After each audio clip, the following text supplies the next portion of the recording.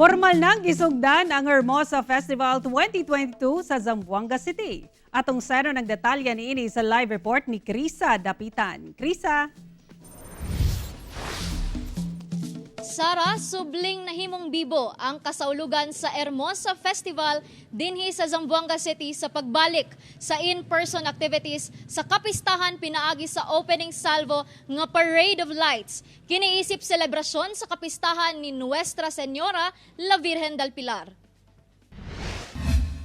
By the power vested in me as Mayor of Zamboanga City, I now declare the Zamboanga Hermosa Festival 2022 open!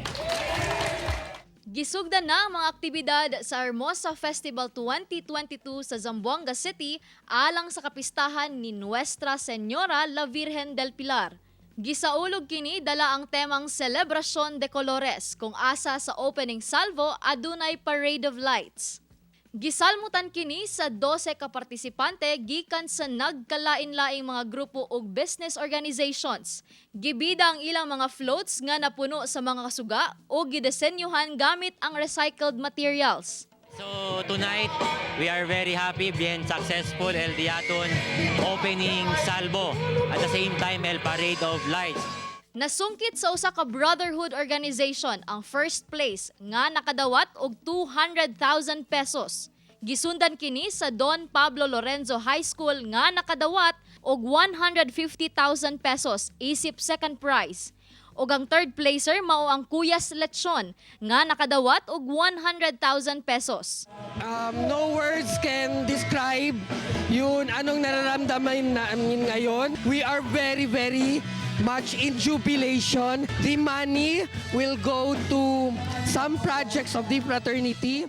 Malipayo na mga Zamboangueño sa pagbalik sa in-person celebration sa Hermosa Festival. Gani, malaumon sila sa mga enggrande nga aktibidad sa mga umaabot nga adlaw. Masaya po kasi it's been years din since yung last na nag-celebrate yung Zamboangas. It's very happy to see everyone. Lakip sa atangan ang Regata de Zamboanga sa October 9 ug ang street dancing sa October 11. Kauban si Alte Rosales sa kamera. Ako si Krisa Dapitan para sa One Mindanao. Sara, sinugdanan pa lang kini sa giingong enggrandeng selebrasyon nga giandam sa Zamboanga City LGU.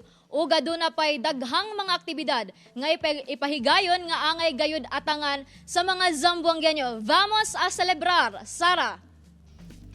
Yes, vamos a celebrar og Happy Zamboanga Hermosa Festival kaninyo din ha. Dagang salamat Krisa Dapitan.